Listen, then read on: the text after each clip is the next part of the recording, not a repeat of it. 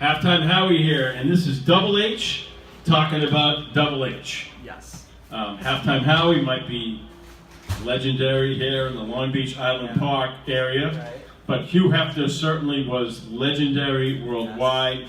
Yes. He lived a long, fruitful life of 91 years, surrounded by many beautiful women, and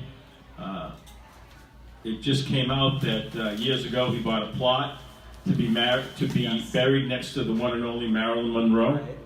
But he certainly was a cultural icon. Yes. And I know Rocco wants to say a few words about Hugh Hefner as well. So Rocco, what's your take on the passing and the legacy of Hugh Hefner?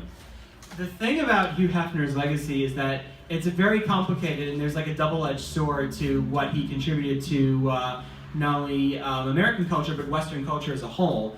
I mean, to give some context, in the 1950s, the times were very, very conservative. You know, your role in life was, as a man and a woman, is that you got married and you were basically, you know, a husband and a wife, and, you know, particularly the wife was basically a homemaker, and there was not much avenue and latitude beyond that. So basically, what Hugh Hefner created with Playboy is that he created a magazine that allowed, you know, sort of the male kind of, you know, sexual bachelorhood lifestyle to really be more celebrated than it had been at the time. And that, I think, was revolutionary at the time, because, like I said, that men did not feel comfortable to do that kind of thing.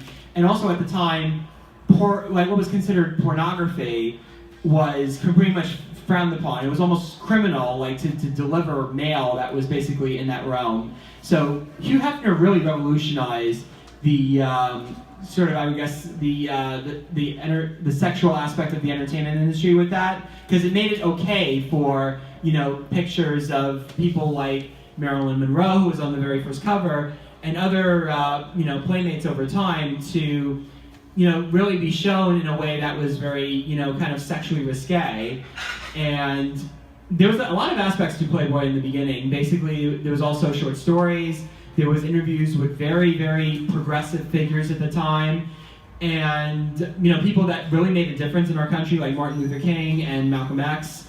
And the other aspect to Hugh Hefner, in terms of what the Playboy ethos was, is that it made people that not necessarily were the most macho people in the world able to feel empowered, and able to make them feel like they could use their wits, their sophistication, in order to be, you know, something greater than them, you know, that they felt that they were. So in many ways, it made being intellectual and being sophisticated something to be proud of in the American mainstream. However, a lot changed in American society very, very quickly from the years since Playboy was sort of the new revolutionary thing. You know, by the 1960s, there were Playboy clubs, there were the bunnies that were like the waitresses and all of that. And what really became an eye-opener for how much American culture had already changed between when Playboy started and the 60s is when Gloria Steinem, who became one of the most powerful feminists in the country, she went undercover as a Playboy bunny. And it didn't really look right in terms of how American society was going, you know, where women were demanding more equal rights, and rightfully should. And, you know, it just made the Playboy ethos very antiquated very, very quickly. And there was a lot of dispute over, you know, the fact, was Playboy really something that was that liberating to women at the time? I mean, it seemed like it was, you know, when it was founded. But, you know, it reached a point where it seemed very, very antiquated.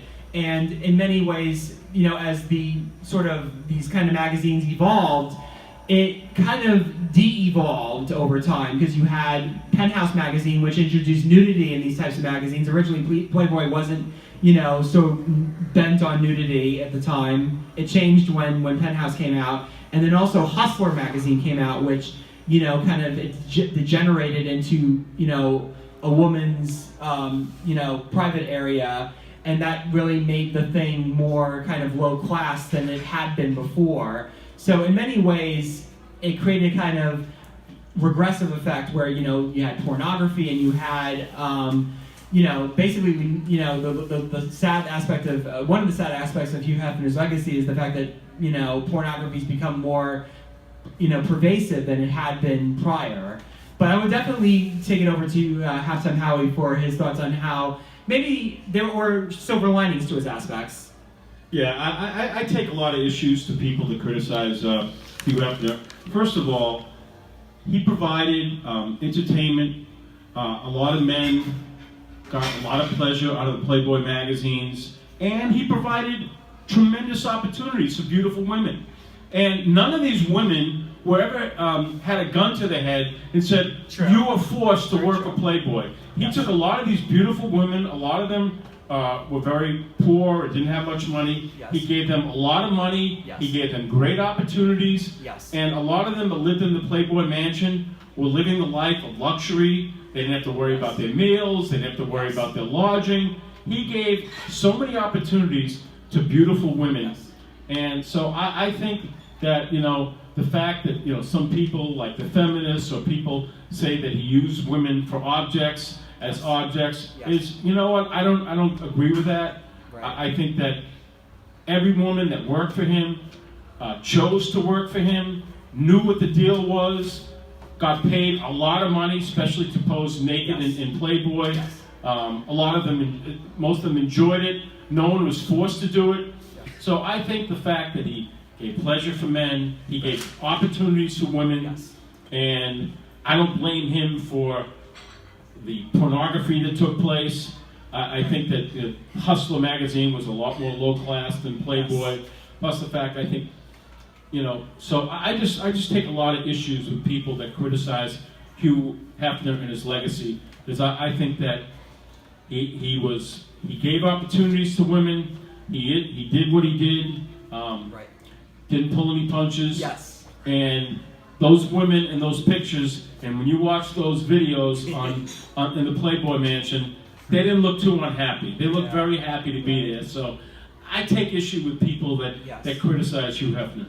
In support to what Howie is saying, he is right. I feel that in terms of when you look back on a person's life, especially somebody that made a big impact on American society and Western society, we have to be fair to the sense that, nobody's going to be perfect. Everybody's going to have their good and their bad points. And that's like anything else. I mean, sometimes people's legacies are complicated and not so black and white.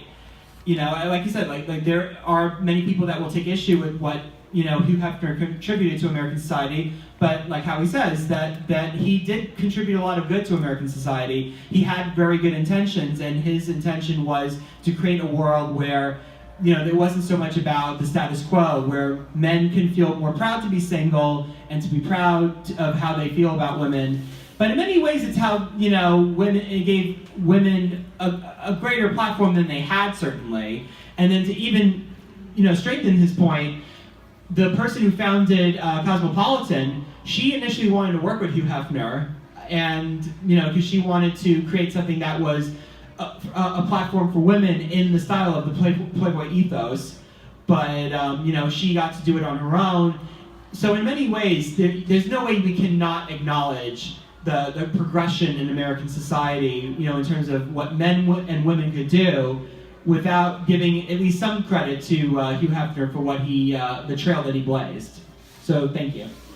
Yeah, absolutely. And it's just one of my pet peeves in my life is that it really bothers me that when a famous person dies, that the media or certain people will take shots. A perfect example, when the great legendary rock and roll icon Chuck Berry died. Yes. 3 days after he died, the New York Post had a salacious headline trashing Chuck Berry on all these innuendos and things that he did. And none of them were proven, none of them were fact. They were all innuendos, they were all rumors.